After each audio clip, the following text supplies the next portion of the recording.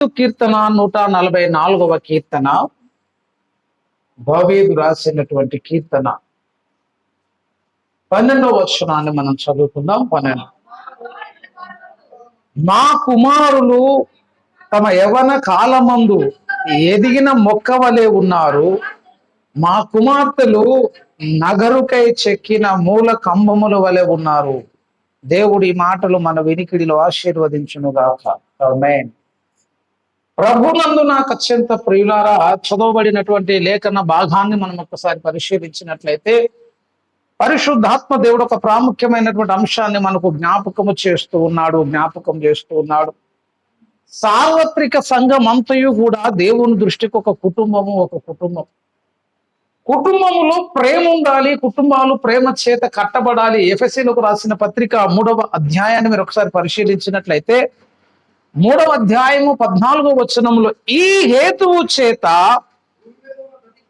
భూమి మీద ఉన్న ప్రతి కుటుంబము ఏ తండ్రిని బట్టి కుటుంబం అని పిలువబడుచున్నదో చాలండి, ఆ తండ్రి ఎదుట నేను మోకాళ్ళుని. పౌలు దేవుని ఎదుట మోకాళ్ళుని అని చెప్పేటువంటి మాటను ఏమని తెలియజేస్తున్నాడు అంటే, భూమి మీదను పరలోకములో ఉన్నటువంటి ప్రతి కుటుంబము ఏ తండ్రిని బట్టి కుటుంబం అని పిలువబడుతుందో. మనం పిలిచేటువంటి పిలుపులో చాలా విశాలత ఉంది. దేవుని నీవు తండ్రి అని పిలుస్తున్నావు, నేను తండ్రి అని పిలుస్తున్నాం. మరి ఇద్దరు తండ్రి అని పిలుస్తున్నప్పుడు ఆయన ఏమైపోతాడంటే ఇద్దరికి తండ్రి అవుతున్నాడు. ఇద్దరికి తండ్రి అవుతున్నాడు అంటే అర్థం ఏంటంటే మన ఇద్దరం ఒకే కుటుంబం అని అర్థం. దీన్ని భారతీయ సాంప్రదాయంలో వసుదైక కుటుంబము అని చెప్పారు. అసలు వసుధ అంటే భూమి అంతటా ఒకే కుటుంబం, తండ్రి ఒక్కడే. ఆయనే మనకు తల్లి, ఆయనే మనకు తండ్రి, ఆయన కుటుంబం అని మనం పిలువబడుతున్నాం. సంఘానికి చాలా పేర్లు ఉన్నాయి. ఆ ఉన్నటువంటి అనంతమైనటువంటి పేర్లలో, అద్భుతమైనటువంటి పేర్లలో ఒక చక్కని పిలుపు ఏంటంటే కుటుంబము అనేది నీకు అర్థం అయితే, కుటుంబము సంఘమును నువ్వు నమ్మగలిగితే, సంఘములో అన్ని కలిసి ఒక కుటుంబాన్ని విశ్వసించగలిగితే డీవియేషన్స్ ఉండవు, డిస్ప్యూట్స్ ఉండవు, వివాదాలు ఉండవు, అభ్యంతరాలు ఉండవు. కుటుంబంలో వచ్చిన ప్రతి సమస్యను మనం ఎట్లయితే సరి చేసుకుంటామో అట్లా సంఘములో ఉన్న వాటన్నిటిని కూడా మనం సరి చేసుకొని విభజించుకోవటానికి, సర్దుబాటు చేసుకోవడానికి అవకాశం ఉంటుంది. ప్రతి కుటుంబము అన్నప్పుడే ఆది కాండములో దేవుడు కుటుంబాన్ని ఏర్పాటు చేసిన విధానంగా అనిపిస్తుంది. ఒక అద్భుతమైనటువంటి వ్యవస్థ. చాలా మందికి కుటుంబం అంటే అర్థం కాదు. ఆది కాండము 4వ అధ్యాయములో యెహోవా దయ వలన నేను ఒక కుమారుని సంపాదించుకొంటిని అతనికి కయీను అని పేరు పెట్టినట్లుగా మనకు అనిపిస్తుంది. ఎప్పుడైతే కయీను ఈ భూమి మీదకి వచ్చాడో ఒక కుటుంబం అనేది ఫామ్ అయిపోయింది. భార్యాభర్తలే అంతవరకు. కానీ కయీను వచ్చిన తర్వాత ఒక కుటుంబముగా దేవుడు ఏర్పాటు చేయటం మనకు అనిపిస్తుంది. The theme of the family, కుటుంబం యొక్క ఆలోచన, కుటుంబాన్ని దేవుడు ఏర్పాటు చేయటంలో దేవుడికి ఉన్నటువంటి ఒక గొప్ప ఉద్దేశం ఏంటంటే he wants to show the love. ఆయన ప్రేమ అంటే ఏంటో మనకు చూపించాలని దేవుడు ఆశపడుతూ ఉన్నాడు. ఆయన ప్రేమను అర్థం చేసుకోవాలి అంటే చాలాసార్లు కుటుంబం అర్థమైతే తప్ప దేవుని యొక్క ప్రేమ మనకు అర్థం కాదు. ఫ్యామిలీలో తల్లి తండ్రులు ఉంటారు, అన్నదమ్ములు ఉంటారు, కొన్ని రిలేషన్స్ ఉంటాయి. ఈ రిలేషన్స్ అన్ని కూడా ఎట్లుంటాయనంటే ఆ ఫ్యామిలీలో ఉన్నటువంటి ఆ పాత్ర నీకు అర్థం కాదు. ఒక తండ్రి ఉండాలి, తల్లి ఉండాలి, బిడ్డలు ఉండాలి, అన్నదమ్ములు ఉండాలి. వారందరి మధ్యలో ఉన్నటువంటి బంధాలు, వారి మధ్యలో ఉన్నటువంటి ప్రేమలు, ఆప్యాయతలు అర్థమవుతున్న కొద్దీ నీకెవరు అర్థమవుతారంటే దేవుడు అర్థమవుతాడు. తండ్రి అర్థం కాకపోతే నీకు దేవుడు ఎప్పటికీ అర్థం కాదు. భర్త అర్థం కాకపోతే దేవుడు ఎప్పటికీ అర్థం కాదు. నీ సహోదరులు అర్థం కాకపోతే దేవుడు సంపూర్ణంగా నీకు ఎప్పుడు కూడా అర్థం కాడు. ఎందుకు అని అడిగితే మనందరం దేవుణ్ణి ఏమని పిలుస్తాం? పరలోకమందున్న మా తండ్రి అని పిలుస్తాం. ఆ తండ్రి యొక్క ఒక రిప్లికా అని చెప్తున్నాం, ఒక ప్రతిబింబమే భూమి మీద నీకున్నటువంటి తండ్రి. ఆయన నేరుగా నువ్వు అర్థం చేసుకోలేవు కాబట్టి ఇక్కడ ఒక తండ్రి అనేటువంటి ఒక పోస్ట్ ఉంది, ఒక బాధ్యత ఉంది, ఒక బంధం ఉంది. ఆయన నువ్వు సునిశ్చితంగా పరిశీలన చేస్తే, ఆయన నువ్వు అర్థం చేసుకోగలిగితే దేవునిలో ఒక కోణం నీకు అర్థమవుతుంది. దేవుడు చేసేటువంటి కార్యాలు, దేవుడు నీ కొరకు పడేటువంటి కష్టాలు, వాటి వెనుకున్నటువంటి నేపథ్యం అర్థమవుతుంది. ఎందుకంటే భూమి మీద ఉన్న ఒక తండ్రి జీవితంలో నువ్వు కొన్ని సాధించాలని కొన్ని త్యాగాలు చేస్తాడు. ఒక ఉన్నతమైన మెట్టు మీదకి నిన్ను తీసుకుని వెళ్ళటానికి తండ్రి పడే ప్రయాస కనబడుతుంది. ఈ తండ్రి నీకు అర్థమవుతున్నప్పుడు పరలోకపు తండ్రి యొక్క నిజమైన ఉద్దేశాన్ని నువ్వు గుర్తుపట్టగలుగుతావు. అదే రీతిగా తల్లి పాత్ర ఉంటుంది. గర్భమును పుట్టి నా తల్లి అయిన వారిని మరచునేమో గాని నేను నిన్ను మరువను అని అన్నాడు దేవుడు. తల్లిని మించిన ప్రేమతో నేను నిన్ను ప్రేమించుచున్నాను అంటాడు యెషయా గ్రంథంలో. తల్లి పాత్ర అర్థం కావాలి. ఆ తల్లి అర్థమైతేనే దేవునిలో ఉన్నటువంటి ఆ ప్రేమ అనేది నువ్వు గుర్తుపట్టడానికి అవకాశం ఉంటుంది. ఎందుకు దేవుడు ప్రాణం పెట్టాడు అంటే తల్లి కాబట్టి పెట్టాడు. ఎందుకు దేవుడు నిన్ను పోషిస్తున్నాడు అంటే తండ్రి కాబట్టి పోషిస్తున్నాడు. భర్త అర్థం కావాలి. 54:5 యెషయాలో అంటాడు, 54 నిన్ను సృష్టించిన వాడు నీకు భర్త అయి ఉన్నాడు. భర్త అర్థం కావాలి. భార్య అర్థం కావాలి. హ్యూమన్ రిలేషన్షిప్స్ అర్థమవుతున్న కొద్ది ఏమర్థమైపోతుందంటే దైవ కోణములో ప్రేమ భాగాలు అర్థమవుతాయి. ఒక మాటలో చెప్పాలనంటే దేవుని ప్రేమ అనే ఒక అంశాన్ని కొన్ని భాగాలుగా విభజించి ఆ సంపూర్ణ దేవుని ప్రేమకు పెట్టినటువంటి పేర్లే తల్లి, తండ్రి, సహోదరులు, భార్య, భర్త, పిల్లలు. ఇక మనకున్నటువంటి వరుసలన్నీ పెట్టుకొని పిలుచుకొని ఒక్కొక్క రీతిగా నిన్ను ప్రేమిస్తాడు కదా. వాటన్నిటిని కూడా నువ్వు గుర్తుపట్టాలి.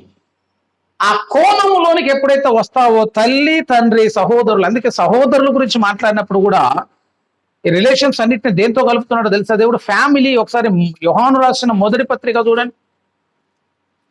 యోహాను రాసినటువంటి మొదటి పత్రిక మీరు ఒకసారి గమనించినట్లయితే దైవ దర్శనములో భాగంగా 4వ అధ్యాయము 20 చూడండి. దేవుణ్ణి ప్రేమించుచున్నానని చెప్పి అతడు అబద్ధికుడగును, తన సహోదరుని ప్రేమించని వాడు తాను చూడని దేవుని ప్రేమించలేడు. దెర్ ఇస్ నో పాసిబిలిటీ అని చెప్తున్నాడు. ప్రేమించలేడు. అసలు సహోదరుడికి దేవుడికి ఏం పోలికండి? దేవుణ్ణి చూడలేడు, దేవుణ్ణి ప్రేమించలేడు అంటాడు. ఎందుకంటే వాడు భూమి మీద ఉన్నటువంటి సహోదరుని ప్రేమించలేదు కాబట్టి.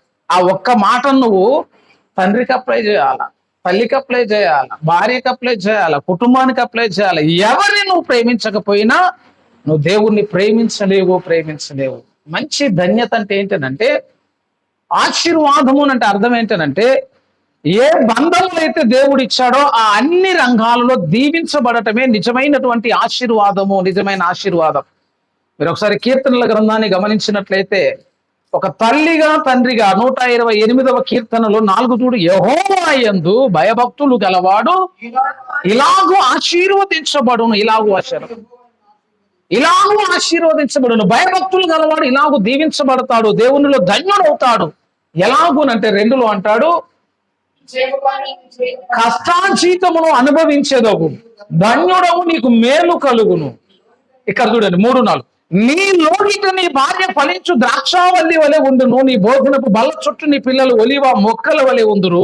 యెహోవా యందు భయభక్తులు గలవాడు ఇలాగూ భక్త ధన్యుడవుతాడు. భార్య ఫలిస్తుంది, పిల్లలు ఒలివ మొక్కల్లాగుంటారు. దేవుడిచ్చినటువంటి ప్రతి బంధములో దీవించబడిన స్థితి అంటే అదే. దేవుని దీవెని లాగుంటుంది. ఇదే చక్కని మాట దావీదు పలుకుతూ అంటాడు. మనం చదువుకున్న మూలవాక్యంలో కీర్తనల్లో కీర్తన ఒకటి ఉందండి. మీరు ఇందాక చదువుకున్న మూలవాక్యం కూడా గమనిస్తే మూలవాక్యంలో ఏముందనంటే ఒక చక్కని మాట 144వ కీర్తన ఒకసారి గమనించి 9 చూడండి. దేవా నిన్ను గూర్చి నేను ఒక కొత్త కీర్తన పాడేదను, 10 తంతుల సితారతో నిన్ను కీర్తించెదను అన్నాడు. అసలు కొత్త కీర్తన. అసలు 144 కీర్తన. ఆ కీర్తనలో మళ్ళీ ఏమన్నాడట, ఒక కొత్త కీర్తన పాడతా, 10 తంతుల సితారతో నేను ఒక కొత్త కీర్తన పాడతానని చెప్పి దావీదు ఒక సాక్ష్యం చెబుతున్నాడు. మా కుమారులు తమ యవ్వన కాలమందు ఎదిగిన మొక్కల వలె ఉన్నారు, మా కుమార్తెలు నగరికే చెక్కిన మూల కంబం. దేవుడు నీకు ఇచ్చిన గర్భఫలము, దేవుడు మనకిచ్చినటువంటి ఒక చక్కని ఆశీర్వాదం. ఏం చేయాలో తెలుసా? గర్భఫలము దేవుడు ఇచ్చాడు. దాన్ని ఏమని పిలిచాడంటే బహుమానము అని పిలిచాడు. దేవుడు మనకిచ్చిన గర్భఫలాన్ని యోగ్యులుగా తయారు చేసి దేవుని ముందు నిలవబెట్టాలి. ఇది పద్ధతి. అట్లా హన్నా చేసి దేవుడు గర్భఫలం ఇచ్చాడు. చక్కని ప్రార్థన నేర్పి మరలా దేవుని హస్తాలకు ఆయన అప్పగించేసాడు. దేనికి లెక్క చెప్పాలి, దేనికైనా లెక్క చెప్పాలి. అందులో ఒక చక్కని దానికి నువ్వు న్యాయపీఠం ముందు లెక్క చెప్పాల్సింది దేనికంటే నీ బిడ్డల కొరకు దేవుడు నిన్ను లెక్క అడుగుతాడని చెప్తాడు. బిడ్డల కొరకు దేవుడు లెక్క అడుగుతాడు. లెక్క అడిగినప్పుడు వాడు సరైన మార్గంలో ఎదగకపోతే, మంచి స్థితిలో వాని భవిష్యత్తు లేకపోతే సంపూర్ణ బాధ్యత ఎవరిదనంటే తల్లిదండ్రులదే అవుతుంది. వాడు వినలేదు అన్న కుదరదు, వాడు మాట వినలేదు అన్న కుదరదు. ఎందుకనంటే చిన్న పిల్లలు అంటే తెల్లని పేపర్, తెల్లని కాగితం లాంటివి. వాడికి ఏం తెలియనప్పుడు దేవుడు నీకు బహుమానం లాగా ఇచ్చింది కదా, వాడిని నువ్వు ఎట్లా చెక్కినా కూడా అట్లా చెక్కబడతాడు. ఆ బోధ విషయంలో కానీ, ఆ పెంచే విషయంలో కానీ, ఆ శిక్షణ విషయంలో కానీ ఎక్కడ లోపం జరిగినా కూడా తల ఎక్కడ దించుకోవాల్సిన పరిస్థితి వస్తుంది అంటే యుగ యుగాలు న్యాయపీఠం ముందు లెక్క చెప్పాల్సిన పరిస్థితి వస్తుంది.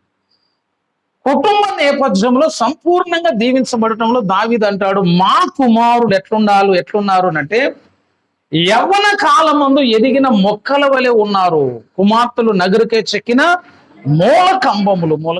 సాక్ష్యం అందరం చెప్పగలగా. మా కుమారులు అన్నారంటే పలికే మాట ఎవరిది అంటే అది దావీదు మాట. దావీదు చెప్తున్నాడు అన్నమాట. ఒక తండ్రిగా ఆ మాట పలకగలిగిన స్థితిలో నీ ఆధ్యాత్మిక జీవితం ఉండాలి. నీ బిడ్డల గురించి నువ్వు ఆ సాక్ష్యం చెప్పేటట్టు నీ భక్తి జీవితం ఉండాలి. అటువంటి చక్కని భక్తి పరువులాగా మన జీవితాలు ఉంటే అప్పుడు మనం చెప్పొచ్చు అనమాట, మా కుమారులు యవ్వన కాలమందు ఎదిగిన మొక్క. పిల్లలు కూడా ఎట్లుండాలంటే ఎదిగిన మొక్క, అనేక మందికి ఆశ్రయం అవుతుంది, ఆధారం అవుతుంది. ఎదుగుదల కూడా ఎట్లుండాలంటే కొంచెం ఎదిగి ఆగుడు కాదు. నువ్వు నిజంగా దేవుని నమ్ముకుంటూ చేతి సేవ చేయాలి. ఇక నేను సేవ చేయను అన్నవే అనుకో, ఆప్షన్ లేదనుకో, బలవంతం కాదు, దేవుని చిత్తంలో నువ్వు లేవు అనుకో, ఒక ఉన్నతమైనటువంటి స్థితిలో నీ భవిష్యత్తు ఉండాలి. పిలిస్తే సేవలో ఉండాలా. ఇక సేవ పిలుపు నీకేం లేదు, ఒక మంచి భక్తిపరుడు అని పేరు నువ్వు తెచ్చుకున్న తర్వాత నీ భవిష్యత్తు ఎట్టుండాలంటే ఒక ఉన్నతమైన స్థితిలో నీ భవిష్యత్తు ఉండాలి. ఒక మంచి స్థితి, 10 మందికి ఉపయోగపడేటట్టుగా ఎదిగిన మొక్క అంటే అది. అసలు ఎదిగిన మొక్క గురించి చేసే ఒక చక్కని మాట చెప్తాడు. ఎదుగుదలలో మొక్కల్లో కూర మొక్కలు ఎంత ఎదుగుతాయండి? కూర మొక్క అంటే ఏదైనా కొంచెం కొంచెం ఎదగటం. తోటకూర ఎంత కొంచెమే ఉంటుంది. ఆకుకూరలు కానీ ఇవన్నీ కూడా చిన్న చిన్నయే. కానీ ఎదగటంలో అద్భుతంగా ఎదిగేది ఏంటంటే ఆవగింజ చెట్టు ఎదిగిద్దండి. ఆవగింజలు ఎంత ఉంటాయి? ఆవగింజ చాలా చిన్నగా ఉంటాయి. ఆవగింజ చిన్నదే కానీ అది కూర మొక్కలన్నిటిలో ఎదిగి పెద్ద చెట్టు అవుతుంది. ఒకసారి మత్తయి రాసిన సువార్త 13వ అధ్యాయము మీరు ఒకసారి గమనించినట్లయితే 13వ అధ్యాయంలో ద గ్రోతింగ్ లెవెల్స్ ఒకసారి మీరు గమనించినట్లయితే 13:32 అది విత్తనములన్నిటిలో చిన్నదే గాని పెరిగినప్పుడు కూర మొక్కలన్నిటిలో పెద్దదై ఆకాశ పక్షులు వచ్చి దాని కొమ్మల యందు నివసించున్నంత చెట్టు అగును. చిన్నదే కానీ దానంత పెద్దదే లేదని చెప్పాడు. ఆ ఎదుగుదల ఏదైతే ఉందో ఆ ఎదుగుదలను దేవుడు మెచ్చుకుంటాడు. అసలు పరలోక రాజ్యము ఆమె గింజను పోలి ఉన్నది అంటే ఉద్దేశం ఏంటో తెలుసా? ఆమె గింజలు ఆ గ్రోతింగ్ లెవెల్స్ ఎంతైతే ఎక్సీడ్ ఉన్నాయో అట్లా విశ్వాస జీవితంలో కూడా నీ ఎదుగుదల ఆ రీతిగా ఉండాలి. అసలు చాలాసార్లు మనకి అర్థం కాదు, వాక్యం అర్థం కాక కంప్లీట్ రాంగ్ డైరెక్షన్లో ఎక్స్ప్లెయిన్ చేస్తాం. చాలా మంది బోధకులు చెప్పిన ముచ్చట బైబిల్ ఏముందనంటే ఆవగింజంత విశ్వాసం ఉన్న ఎడలాను, ఆవగింజంత విశ్వాసం ఉన్న ఎడల ఈ కొండను ఎత్తి సముద్రంలో అనగానే ఏమైపోయిందట? పడిద్ది అన్నాం. ఇక దాన్ని పట్టుకొని తెలుగు ట్రాన్స్లేషన్ అంతే ఉంది కానీ దాన్ని పట్టుకొని ఏమంటారు? కొంచెం విశ్వాసం ఉన్నా చాలు అని అంటాం. కొంచెం విశ్వాసం ఉన్న చాలు నీ జీవితాన్ని కట్టుకోవచ్చు, నీ జీవితాన్ని మలుపు తిట్టుకోవచ్చు అని అనుకుంటాం కానీ రాంగ్ అని చెప్తున్నా. అట్లాగా కొంచెం విశ్వాసం ఉన్నప్పుడు దేవుడు చాలాసార్లు తిట్టాడు. అల్ప విశ్వాసులారా ఎందాక మిమ్మల్ని నేను సహింతును అన్నాడు. అసలు కొద్దిగా విశ్వాసం ఉన్నప్పుడు అపోస్తలున్న దేవుడు తిట్టిండు. అల్ప విశ్వాసం కాదు, అక్కడ ఆవగింజంత విశ్వాసం అని అంటే హెబ్రీ టెస్ట్ ఏముంటుందో తెలుసు? అక్కడ ఎదిగే ఆవగింజంత విశ్వాసము నీకున్న ఎడలా అంటాడు. ఆడ ఎదిగే ఆవగింజంత విశ్వాసం అని అంటే ముందు నువ్వు ఒక చిన్న నమ్మికతోటి దేవుని దగ్గరికి రా. దినాలు గడుస్తున్న కొద్దీ ఆ చిన్న విశ్వాసము అంతకంతకు ఎదుగుతూ కూర మొక్కలన్నిటిలో పెద్ద చెట్టు అయినట్లుగా నీ విశ్వాసం కూడా రోజు రోజుకి ఏం కావాలా? ఫుల్ఫిల్ అవుతూ ఉండాలి, పీక్ స్టేజ్లకు వెళ్ళిపోతుండాలి, సంపూర్ణ విశ్వాసముతో దేవుని దగ్గర నిలబడాలి. అది అట్లాంటి ఫెయిత్ ఎవరికైతే ఉంటుందో వాడి ముందు అసాధ్యమైనది ఏది ఉండదని దేవుడు చెప్పాడు. ఎదిగే ఆమగింజంత విశ్వాసము నీకున్న ఎడలా అని ఉండాలి ఆడు. కానీ ఆడేముంది, ఎదిగైన మాట లేదు కాబట్టి నీ బ్రతుకులు కూడా ఎదుగుదల రావట్లేదు. కొంచెం ఉంటే ఏం కాదని చెప్తున్నావు. కొంచెం విశ్వాసంతో నువ్వేం చేయలేవని.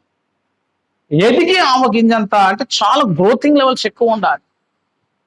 అది ఆశీర్వాదములు కుటుంబంలో కనిపించాలి. పిల్లల యొక్క భవిష్యత్తు అట్లా ఉండాలని ప్రభు ఇష్టపడతా ఉన్నాడు అనమాట. ఒక తండ్రి వాంఛ దావీదుది ఎట్లయితే ఉందో, దేవుడు మనకు తండ్రి అయితే దేవుడు వాంఛ కూడా మన ఎడల అట్లనే ఉంటుంది. ఎట్లయితే కాదు తెలుసా, ఈ సృష్టిలో ఒక అద్భుతమైనటువంటి చెట్టు ఉన్నది, చైనీస్ బ్యాంబో ట్రీ అని ఉంటుంది. మీరు ఎప్పుడన్నా కావాలంటే చూడాలి.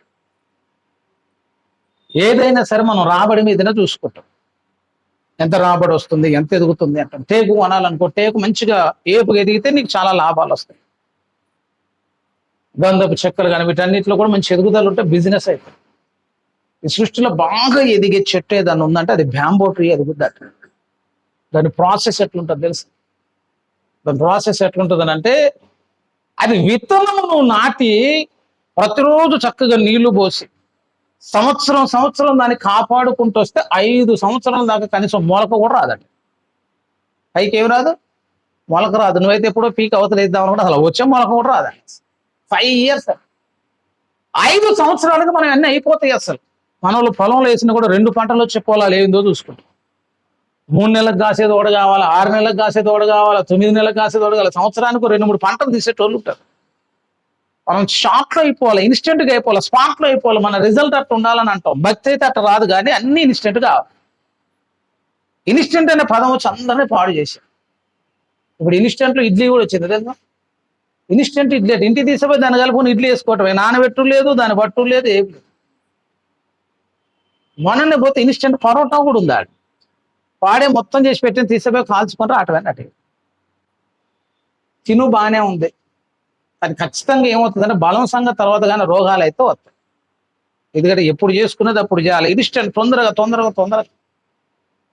అట్లనే ఆశీర్వాదములు కూడా మనకి ఏం కావాలంటే తొందరగానే అడుగుతాం.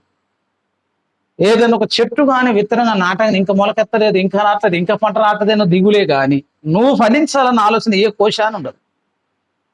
బ్యాంబూ ట్రీ విత్తనం నాటినప్పుడు 5 సంవత్సరాలు ఆగాలట. 5 సంవత్సరాలు. మళ్ళీ దాన్ని రోజు కేర్ తీసుకుంటాడే, నీళ్లు పోసి పోతూనే ఉండాలా. ఆ పోసే ప్లేస్ ఒకటి జాగ్రత్తగా చూసుకొని రోజు ఆడ నీళ్లు పోసి చక్కగా దాన్ని శుద్ధి చేసి నీట్గా చేసుకొని పెడుతుంటే 5 సంవత్సరాలకు ఒక చిన్న మొలకొస్తుందట బయటికి. ఇక మనమైతే అప్పటిదాకా ఓపిక కూడా ఉండదు. ఇక ఈ షర్ట్ వద్దు, ఈ ఇల్లు వద్దు, ఈ జాబ్ వద్దని అంటాం. 5 years వెయిట్ చేస్తాను, చేయలేదు. 5 సంవత్సరాల తర్వాత అదిగో ఎదగటం మొదలు పెడుతుంది. 6 weeks అంతే. 5 సంవత్సరాలకు మొలక ఒకటే వస్తుంది. ఇక 6 వారాలకు, 6 వారాలు అంటే 6 × 7 42 వస్తుంది. 42 రోజుల్లో 90 అడుగులు ఎదుగుతాడు. 90 అడుగులు అంటే నీ కళ్ళ ముందు నీకు ఎదుగుదల కనబడుతుంది. నువ్వు ఇట్లా చూస్తుంటేనే రోజుకు 2 అడుగులు ఎదుగుతాడు. 2 అడుగులు ఎదుగుదల కనిపిస్తుంది. 90 అడుగులు 6 వారాలు. మరి ఎంత ఎదుగుదల ఉండేది. 5 సంవత్సరాలు ఏం చేసిందని? 5 సంవత్సరాలు ఏం చేసిందని అంటే 5 సంవత్సరాలు ఎదుగుతూనే ఉండాలి. ఈ 5 సంవత్సరాలు ఎక్కడ ఎదుగుతుందంటే పైన ఎదగలే, కింద ఎదిగిందట. మనకు నట్స్ ఉంటాయి కదా, పల్లీలు అంటాం చూసావు, పల్లీలు ఏడ కాస్తాయంటే కిందనే కాస్తాయి. ఆ చెట్లు వేసి కాయలు కాయలేదని పీక అవతల ఏంగా అసలైన ఎక్కడ ఉంటే కింద ఫలిస్తూ ఉంటాయి అన్ని కూడా.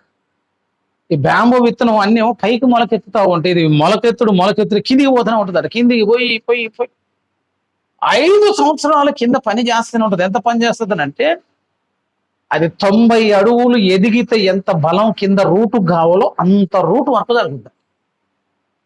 5 సంవత్సరాల రూట్ వర్క్ అయిన తర్వాత అప్పుడు పైకి ఎదగటం మొదలుపెట్టింది. అది ఒక్కసారి పంట వచ్చింది అనుకో, అదొకసారి పంట 5 సంవత్సరాల తర్వాత పంట వచ్చింది అనుకో, ఈ 5 సంవత్సరాల్లో నువ్వు ఏ పని చేసినా కానంత లాభం వస్తుంది. బ్యాంబూ అంటే దానికి అంత గిరాకీ ఉంది. ఫ్లూట్స్ కానీ చాలా ఇన్స్ట్రుమెంట్స్ దాంతో తయారు చేస్తారు. దానికి ఉండేటువంటి విలువ అంత గొప్పగా ఉంది. ఎప్పుడు అని అంటే ఓపిగ్గా ఎదిగే మొక్క కలినొచ్చు కూడా కలిగింది.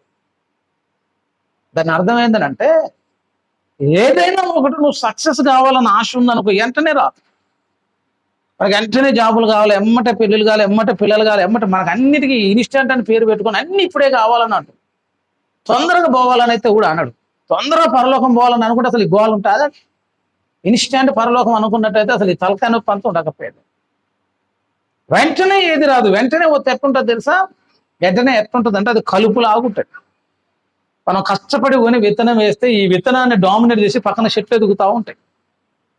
వాటిని ఏమంటుంటే కలుపు మొక్కలు అంటాం. తొందరగా ఎదుగుతాయి, మనం పీకి అవతల పారేస్తాం. దేనికి అక్కరకు రాదు. ఆలస్యం అవుతున్న కొద్దీ అందులో ఆశీర్వాదం ఉంటుంది. ఆలస్యం అవుతున్న కొద్దీ అందులో దీవెన ఉంటుంది.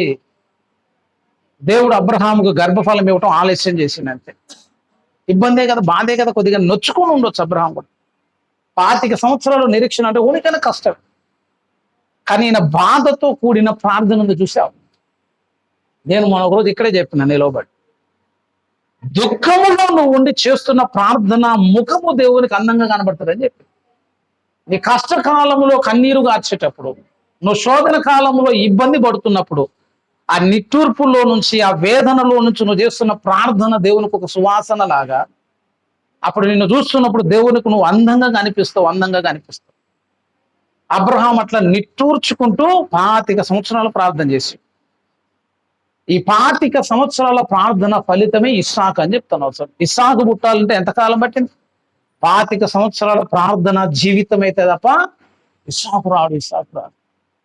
ఊరంతా మాట్లాడాలి, అన్న గురించి మాట్లాడాలా, కావాల్సిన దెబ్బలు ఇబ్బందులు అన్ని పడ్డ తర్వాత ఆమె ఒక రోజు ఇక ఆలయములోనికి వచ్చి తన వేదనంతా, తన హృదయమును దేవుని మందిరంలో దారపోసి మూడుతూ దేవుని సన్నిధిలోకి వచ్చి వేదారిందట. అసలు ఆ ప్రార్థన అంతటిని దేవుడు ఒక దగ్గర పోగు చేసి ఆమెకు ఆశీర్వాదం అని సమూయేలు పేరు పెట్టి ఆమెకి ఇచ్చింది. అంతే. అన్ని సంవత్సరాల ప్రార్థన ఫలితం ఇశ్రాయేలు తిరుగులేని ప్రవక్త సమూయేలు అయిపోయింది. ఆలస్యమైన కొద్దీ ఏమైపోతుందో ఆశీర్వాదాన్ని పొందుకున్నారు, కానీ ఇంకేం కాలే. పిల్లలు కూడా ఎట్లుండాలంటే ఎదిగిన మొక్కలాగా ఉండాలంటే, ఎదిగిన మొక్క. ఆ రూట్ వర్క్ అంతా ఎవరు చేయాలంటే ఫ్యామిలీ చేయాలని చెప్తున్నాం. పిల్లల కోసం ప్రార్థన చేయాలా, మరి కావలసినటువన్నిటిని సిద్ధపరచాలి. నువ్వు ఇచ్చేటువంటి గొప్ప పెట్టుబడి ఏంది అంటే ప్రేయర్ అనే చెప్తారు. ప్రార్థన చేసి ఉన్నతంగా ఉన్నోళ్ళు చాలా మంది ఉన్నారు. ఇంత చదువుకున్నట్టు నేను చెప్పొద్దు. తల్లిదండ్రుల ప్రార్థనతో నిలబడ్డోళ్ళు చాలా మంది ఉన్నారని నాన్న నాకు ఈడు చదవడి, మా అమ్మ ప్రార్థన చేస్తుంది అన్నది అట్లాగా. వాడు అంత కష్టపడితే దేవుడు వెనక ప్రార్థన సహాయాన్ని ఇస్తే ఒక ఉన్నతమైనటువంటి స్థితిలో బిడ్డల జీవితాన్ని చూసిన తల్లిదండ్రులు ఉన్నారు. అసలు ఎదిగిన మొక్కలాగా నీ బిడ్డల జీవితం ఉండాలంటే నీ బ్రతుకు దావీదులాగా ఉండాలి. ఎప్పుడు అన్నాడు దావీదు ఆ మాట అంటే, కష్టములు వచ్చినా, ఇబ్బందులు వచ్చినా, శ్రమలు వచ్చినా, కన్నీరు వచ్చినా, వీటన్నిటిని తట్టుకొని దేవుణ్ణి విడిచిపెట్టకుండా దేవుని పాదాలను బట్టి చివరి దాకా దేవునితో సహవాసం చేయగలిగాడు. ఆ బిడ్డల క్షేమం కొరకు ప్రార్థన చేయగలిగాడు. తండ్రి హృదయం ఏందో దావీదు దగ్గర తెలిసిపోతుంది. ఇక అబ్రహాం ఎక్కడ కూడా ఇష్మాయేలు ప్రేమించినట్టు కనబడుతుంది. పెద్దగా హగరుతోటి ఇష్మాయేలు ఉన్నట్టు కనబడుతుంది, కానీ ఇష్మాయేల్లో ఒక చక్కని ప్రార్థన చేస్తాడు. అబ్రహాం ఏమంటాడో తెలుసా? కనిపించని ప్రేమ ఎక్కడుందంటే ఇష్మాయేలు మీద అబ్రహాంకి, నీ సన్నిధిలో ఇష్మాయేలును బ్రతకని మనొక ప్రార్థన చేసింది. అసలు అది బ్రతకని. ఆ చక్కని ప్రార్థన దేవుడు ఆలకించాడు కాబట్టి దేవుడు అబ్రహాంకి అప్పుడే వాగ్దానం చేశాడు, ఇష్మాయేలు నేను దీవిస్తానని చెప్పిండట.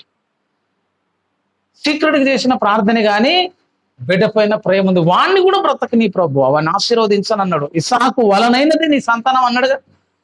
ఇస్సాకుతో నీ సంతానం ఉంది. దేవుడు వాగ్దాన పుత్రుడు ఈయన. అతడు వాగ్దానంలోకి రాకపోయినా అబ్రహాం వదిలేయచ్చు కదా. వదిలేయచ్చు. ఏంటంటే తండ్రి కాబట్టి ఏం చేసిందంటే వదులుకోలేకపోయింది. అగరున్నా కూడా, అగరును బట్టి ప్రేమ పైటికి కనిపించకపోయినా కూడా నీ సన్నిధిన ఇష్మాయేలును బ్రతకనిమ్ము అనే ప్రార్థన దేవుడు వినేశాడు. నీ బిడ్డల కొరకు నువ్వు చేసే ప్రార్థన వాళ్ళకు ఆశీర్వాదం అవుతుంది. చాలాసార్లు ఏమంటుంటే ఇక మాదేది ఇట్లా అయిపోయిందిలే అనుకుంటున్నాను. తల్లిదండ్రులు ప్రార్థన చేయకపోతే ఎవడు కూడా సక్సెస్ అయ్యేది ఉండదు. నాకు తెలిసిన వాళ్ళు ఫుల్ మంచి వాళ్ళు ఉన్నారు. భక్తి సరిగ్గా లేనందుకు ఒక ఉన్నతమైన స్థితికి పోలేకపోయిన వాళ్ళు ఉన్నారు. మంచి బ్యాక్గ్రౌండ్ అన్ని బాగానే ఉన్నాయి, కానీ కలిసి రాలేదంటాం చూసావు. ఎక్కడో మిస్టేక్ అయిపోయి ఏమి కాకుండా పోయిన వాళ్ళు ఉన్నారు. ఎప్పుడు వస్తుంది లైఫ్కి సరైనటువంటి గాడ్ బ్లెస్సింగ్స్ అని అంటే, దావీదు లాగా కుటుంబం కొరకు పూనుకున్న వాళ్ళు కావాలి. పిల్లల కొరకు ప్రార్థన చేసేవాళ్ళు కావాలి. అట్లా చేసిన కుటుంబాల సాక్ష్యాలు చూడాలి. మీకు మెథడిస్ట్ సంఘ స్థాపకుడు జాన్ వెస్లీ ఉన్నారు. జాన్ వెస్లీ వాళ్ళ తల్లి పేరు సూసన్న వెస్లీ. సూసన్న వెస్లీ గారి ప్రేయర్ లైఫ్ని బట్టి చెప్పొచ్చు ఆ కుటుంబం ఎంత గొప్పగా ఉంది. ఇంట్లో దాదాపుగా 10 నుంచి 14 మంది పిల్లలు ఉన్నారంట. ఆ ఇంట్లో 14 మంది పిల్లలు ఉన్న ఇంటి పక్కన పిల్లోడు వాయిస్ వినపడదండి. పిల్లోడు వాయిస్. ఇప్పుడు మన ఎట్టుంటే ఇంట్లో ఒక్కడే ఉంటాడు, వాడి గొంతు బజారంతిని పడుతుంది, పక్కింటికి కాదు బజారు. సూసన్న వెస్లీ ఇంట్లో ఉన్నప్పుడు అందరూ అనుకుంటాడా ఈ రోజు ఆడికి పోయినట్టు ఉన్నారు, పిల్లలు ఎవరు లేరు అనుకుంటే ఇంట్లో చూస్తే 14 మంది పిల్లలు ఆనే ఉంటాడు. వాళ్ళ అమ్మ ఆనే ఉంటుందట. ఒక్కడు అల్లరి చేస్తే కొట్టాడు. డిసిప్లిన్ అనమాట. మీకు వీలైతే సూసన్న వెస్లీ జీవిత చరిత్ర చదవా. ఎట్లా పెంచాలో అట్లా చెప్పింది ఆమె. ప్రతిరోజు ఒకడు వచ్చి ఆమెతో ప్రార్థన చేయాలంటే 1 గంట సేపు ప్రార్థన. ఓ పిల్లోడు 14 మంది ఉన్నారు, వీళ్ళందరిని వదిలిపెట్టలే. రే సోమవారం అయితే నువ్వు రావాలి రానేదంతే. వాడిని తీసుకొని ప్రార్థన గదిలోకి వెళ్ళిపోయింది. వాడు ఆ రోజు ఆమెతో కలిసి ప్రార్థన చేసుడే. 2వ తోడు 2, 3వ రోజు 3, 4వ రోజు 4వ తోడు. ప్రతిరోజు ఒకరికి అట్లా ప్రార్థన నేర్పి ఒక చిన్న గదిలో ఆమె బిడ్డలతో చేసిన ప్రార్థన ఇంగ్లాండ్లో ఉజ్జీవాన్ని తీసుకొని వచ్చింది. జాన్ వెస్లీ అంటారు, ఇంత చక్కని పరిచయం చేసినావు, ఇంత మంచి ప్రార్థన నేర్చుకున్నావు, నీ సీక్రెట్ ఏంది అని చెప్తేప్పుడు ఆయన చెప్పిండట, మా అమ్మ చెప్పిన ప్రార్థన అని చెప్పిండట. ఆయనకు ప్రేరేపణ ఏంటంటే తల్లి ప్రేరణ అని చెప్తున్నాను. అంత ప్రార్థన నేర్పింది కాబట్టి ఒక మంచి పరిచయం చేయటానికి, ఆ కుటుంబం అంతా కూడా మంచిగా సెటిల్ కావటానికి దేవుడు కృప చూపించి ఒక అద్భుతాన్ని చేసడానికి దేవుడు సహాయం చేశాడు. మీరు ఇంకా డిఎల్ మూడీ గారి తల్లి ఉంటుంది. డిఎల్ మూడీ గారి తల్లి మనం చాలాసార్లు బ్యాక్గ్రౌండ్ లేకపోతే చాలా ఫీల్ అయిపోతాం, ప్రాపర్టీ లేకపోతే ఫీల్ అయిపోతాం, కృంగిపోతాం. డిఎల్ మూడీ గారు చిన్నగా ఉన్నప్పుడే అమ్మ కోల్పోయాడు, తండ్రిని కోల్పోయాడు.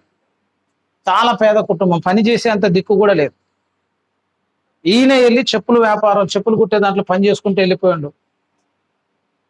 విద్య నేర్చుకోలే, చదువు చక్కగా రాదు. డిఎల్ మూడీ గారికి పెద్దగా ఇంగ్లీష్ రాదు, చదువు అంతకంటే రాదు, అన్ని తప్పులే మాట్లాడతారు.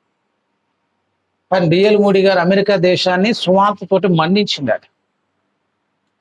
ఎట్లయింది అని అడిగి డిఎల్ మూడీ గారిని అడిగితే ఆయన ఏం చెప్పిండో తెలుసా? డిఎల్ మూడీ గారు ఏం చెప్పంటే, ఏమున్నా లేకపోయినా మా అమ్మ ప్రతిరోజు నన్ను గుడికి పంపేదని చెప్పిండు. సండే స్కూల్కి వెళ్ళని రోజు అసలు ఊకునేదే కాదు. ఈయన ప్రతిరోజు సండే స్కూల్కి వెళ్ళడం ఇష్టం లేదు, చాలాసార్లు వెళ్ళి నిద్రపోయేటోడట. అసలు చెప్పేది అర్థం కాక తలా గీక్కున్నాడు. అమ్మా నేను పోనన్నా కనుక అట్లా కాదురా, నువ్వు పోవాల్సిందని ప్రతిరోజు పోయి సండే స్కూల్ ఆడ దింపొచ్చాడు. ఆ సండే స్కూల్ టీచర్ ఈయనను మండించానని చెప్తాను. ఆ టీచర్ సువార్త చెప్తే డిఎల్ మూడీ గారు మారిపోయారు. తల్లి పెట్టిన పెట్టుబడి ఏంటంటే ప్రేయర్ ఒక్కటే పెట్టింది అంతే. ఏమి లేకపోయినా కూడా ప్రార్థన, బిడ్డ క్షేమం కొరకు ప్రార్థన చేసిండు. ఆయన అమెరికాకు ఆశీర్వాదం అయింది. అసలు ఎక్కడ చెప్పులు కుట్టే వ్యాపారం చేసుకునేటోడు అమెరికా దేశానికి ఒక ప్రపంచవ్యాప్త స్వార్థికుని చేసింది. ఆ పెట్టుబడి నువ్వు పెట్టకపోతే తొందరగా పడిపోతాం. సెటిల్ అయితే అవ్వచ్చు. రోజులు ఎట్లున్నాయంటే అంత అనుకూలంగా లేవు. ఎఫెసీ 5:15 ప్రకారం దినములు చెడ్డవి గనుక సమయమును పోనీయక సద్వినియోగపరుచుకొనొచ్చు, అజ్ఞానుల వలె కాక జ్ఞానుల వలె ఉండాలి. నువ్వు మంచిగా బ్రతకనీయదు కాబట్టి ఏం చేయాలంటే ప్రేయర్ ఒకటి ఉంటుంది, వాళ్ళకి ఒక రక్షణ లాగుంటుంది. ఆ ప్రార్థన దావీదు చక్కగా చేయగలిగాడు. నా కుమారులు అని చెప్పాడు, తర్వాత నా కుమార్తెలు అని చెప్పాడు. కుమార్తెలు ఎట్లా ఉండాలంటే నగరుకే చెక్కిన మూల కంబము లాగా ఉండాలంట. ఒక అంతఃపురాన్ని చెక్కుతున్నప్పుడు కార్నర్ స్టోన్స్ పెట్టి ఒక 2 పిల్లర్స్ ఉంటాయి. ఆ కన్స్ట్రక్షన్ యొక్క వెయిట్ అంతా కూడా ఇవి డిపెండ్ చేస్తూ ఉంటాయి అన్నమాట. మూల కంబములు అని అంట వాటి. మూల కంబం కుమార్తెల గురించి మాట్లాడి, అంతఃపురమునకై చెక్కబడిన మూలకంబములు, నగరికై చెక్కబడిన మూలకంబములు అని అంటే ఆ మీద ఆధారపడి ఒక రాజ్యమే బ్రతుకుతా ఉంటుంది. అసలు అట్లా మా పిల్లలు దీవించబడ్డారు అని సాక్ష్యం చెప్పింది ఆయన. ఎస్తేరు పుట్టినప్పుడు ఏమనుకుని ఉంటారండి? ఎస్తేరు పుట్టింది తల్లిదండ్రులను కోల్పోయేది, అనాథ అయిపోయేది. ఏం జీవితం అనుకుని ఉండొచ్చు, ఇట్లాంటమ్మా ఎట్లా అని అనుకుని ఉండొచ్చు. బాబాయ్ చెంతన చేరి మొర్దెకై యొక్క భక్తి నేర్చుకుంది. ప్రతి వ్యక్తి జీవితంలో దేవుడి ప్లాన్లు ఎట్లున్నాయి చూడండి. ఎస్తేరు తల్లిదండ్రులు ఉంటే ఎస్తేరు జీవితం అట్లా ఉండదు. ఎస్తేరు ఎక్కడ ఎదగాలో అక్కడే ఎదగాలి, ఎక్కడ భక్తి నేర్చుకోవాలో అక్కడే భక్తి నేర్చుకోవాలి. ఎస్తేరు బాబాయ్ దగ్గర పెరిగింది, మంచి భక్తి నేర్చుకున్నది, ప్రార్థనను నేర్చుకున్నది, దేవుడి మీద ఆధారపడటం నేర్చుకున్నది. తర్వాత యూదా జాతికి అంతటి కూడా ఒక మూల స్తంభం అయిపోయింది. అసలు ఒకానొక స్థితిలో ఎస్తేరు లేకపోతే యూదుడు అన్నవాడే ఉండు. ఆ నగరు ఇంకా నిలబడ్డదంటే కారణం ఎవరంటే ఎస్తేరు ఏం చెప్పాలి. అసలు ఆమె నగరుకై చెక్కిన మూల కంబం అంతే. ఆషురోషు పరిపాలనలో మొత్తం భారం భరించింది, యూదులను కాపాడింది ఎవరంటే ఎస్తేరు ప్రార్థనే. అట్లాంటి బిడ్డను అన్నారు వాళ్ళు ధన్యులు అని చెప్పొచ్చు. అసలు మూల కంబములాగా ఉండాలి, మూల కంబములాగా ఉండాలి, ఆధారపడి ఉండాలి. అటువంటి స్థితిలో బిడ్డల భవిష్యత్తు చూస్తే దాన్ని ఏమని చెప్పొచ్చు అంటే ఇట్టి స్థితి గల వారు ధన్యులు అని చెప్పొచ్చు అన్నమాట. బాగా చదువుకొని చెడిపోయిన వాళ్ళు లేరే, బాగా చదువుకొని మధ్యలోనే ఆగిపోయినవి కూడా ఉన్నాయి అసలు. కాబట్టి మంచి భవిష్యత్తు రావాలన్నా, ఒక మంచి క్షేమకరమైన స్థితిని మనం చూడాలి అన్న కూడా ఏం చేయాలంటే ఒక మంచి ప్రార్థనా జీవితమే నీ కుటుంబాన్ని కట్టగలుగుతుంది, నీ కుటుంబాన్ని నిలవబెట్టగలుగుతుంది. కాబట్టి నీ కోసం నువ్వు చేసుకోకపోయినా బాధ లేదు, ఏముందా నువ్వు చేయటానికి. అన్నీ ఏమంటాడు ఇంకేముందిలే అంట. మరి ఏం లేదు కదా, మరి వాడిది మొత్తం ఉందిగా. ఇంకా ఏం చేయాలంటే పిల్లల కొరకు కనీసం ప్రార్థన చేయటం అని ఉండాలి. మనం ఇచ్చేటువంటి పెట్టుబడి ఒకటే, ఇంకేం ఇవ్వకపోయినా బాధ లేదు, కానీ దూర ప్రదేశంలో ఉన్నటువంటి పిల్లల కోసం, ఎదుగుతున్న పిల్లల కోసం, పరిస్థితులన్నీ భిన్నంగా ఉన్నాయి కాబట్టి ఆ పిల్లల కోసం. బయట సహవాసాలు చాలా ఘోరంగా ఉన్నాయి. ఎక్కడ పోయినా డ్రగ్స్ వాడేటోళ్ళు ఉన్నారు తెలుసా, పిల్లలే 8-9 తర్వాతగా డ్రగ్స్ వాడుతూ ఉన్నారు. కొత్త కొత్త టెక్నిక్స్ అన్ని నేర్చుకుని విచ్చలవిడిగా పాడైపోయే అవకాశాలు ఉన్నాయి. కాబట్టి యోసేపులాగా మంచి బ్రతుకు నువ్వు బ్రతకాలి అన్నా, నీ బిడ్డల క్షేమాన్ని చూడాలన్నా, పిల్లల తరాలను చూడాలి అన్నా ఏం చేయాలంటే ప్రతిరోజు నీ ప్రార్థనలో నీ కుటుంబాన్ని నువ్వు ఎత్తి పట్టాల్సిందే. నీ కుటుంబం నువ్వు ప్రార్థనలో జ్ఞాపకం చేసుకుంటున్న ప్రతిసారి దేవుడు ఒక అద్భుతమైన ద్వారాన్ని తెరిచి నీ కుటుంబాన్ని కూడా దేవుడు కట్టడానికి కృప చూపిస్తాడు. చివరిగా సాక్ష్యం నువ్వు చెప్పగల, నా బిడ్డలు ఇట్లున్నారు, నా కుమారులు ఇట్లున్నారు అని చెప్పగలిగితే అప్పుడు కుటుంబ నేపథ్యంలో నువ్వు జై జీవితాన్ని జీవించడం అని చెప్పడానికి ఏమైనా అవకాశం ఉంటుంది. కానీ అటనే వదిలేసి నీ జాగలో నీ తీరు నువ్వు బ్రతుకుతా ఉన్నవే అనుకో, దేహముతో జరిగించిన ప్రతి దానికి నువ్వు లెక్క చెప్పేటప్పుడు దేవుని న్యాయపీఠం ముందుకు వచ్చినప్పుడు ఏమవుతుంది తెలుసా, నీ బిడ్డల గురించి దేవుడు నిన్ను లెక్క చెప్పమన్నప్పుడు నువ్వు ఖచ్చితంగా లెక్క చెప్పాలి. ఆ స్థితిలో మన జీవితాలు ఉండాలంటే ఖచ్చితంగా కుటుంబం కొరకు ప్రార్థన చేయాలి, కుటుంబం కొరకు ప్రార్థన చేయాలి. కుటుంబ ప్రార్థన, అసలు కుటుంబ ప్రార్థన పోయిందిగా. అసలు కుటుంబ ప్రార్థన అని ఒక ప్రత్యేక ప్రార్థనే ఉండేది. అన్ని గినక కాలగర్భంలో గలిసిపోయినట్టు అసలు ఈ నాకు తెలిసి ఇప్పట్లో కూడా చేసినట్టు లేడు. కుటుంబ ప్రార్థన అనేది ఒకటి ఉందని తెలుసు, కానీ భార్య భర్తలు కలిసి 2 పిల్లల్ని వేసుకొని ఎక్కడన్నా ప్రార్థన చేయటం మీరు చూస్తే చెప్పండి జారా. వీలైతే ఒక రోజు పోయి నేను కూడా అందరూ పాలు పొంది ధన్యుడు అయితే అట్ట కూడా ఉండడు. నేను భోపాల్లో ఉన్నప్పుడు ఏం చేసేది అంటే వీళ్ళు వీడియో కాల్ చేసేది. నాకు వీడియో కాల్ చేస్తే నేను ఆ నుండి ప్రేయర్లో ఉండేది, వీళ్ళు ముగ్గురు ఈడ ప్రేయర్లో ఉండేది. అసలు టైం ఉండేది కాదు. ఒకటి కుటుంబము కలిసి ప్రార్థన చేయటం ఆశీర్వాదం. కొన్ని పరిస్థితులను బట్టి బిడ్డలు దూరంగా ఉన్న పరిస్థితులు ఉన్నా కూడా ఏం చేయాలప్పుడు ఆ బిడ్డల క్షేమం కొరకు తల్లిదండ్రుల ప్రార్థన వాళ్ళకు రక్షణ ఉంటుందని చెప్పండి. అంత అయిపోయిన తర్వాత బాధపడ్డ ప్రయోజనం ఉంటుంది. మంచి భవిష్యత్తు ఉన్నప్పుడే ప్రార్థన చేయాలి, మంచి అవకాశాలు ఉన్నప్పుడే ప్రార్థన చేయాలి, మంచి మార్గంలో వారు నడిచేటట్టు ప్రార్థన చేసే దేవుడు మన జీవితాల్లో గొప్ప కార్యం జరిగిస్తారు. కాబట్టి సంఘాలు ఉన్న ప్రతి కుటుంబం యొక్క బిడ్డలు కూడా మంచి స్థితిలోనికి వచ్చేటట్లు మన అనుదిన ప్రార్థనలో మనం జ్ఞాపకం చేసుకుందాం.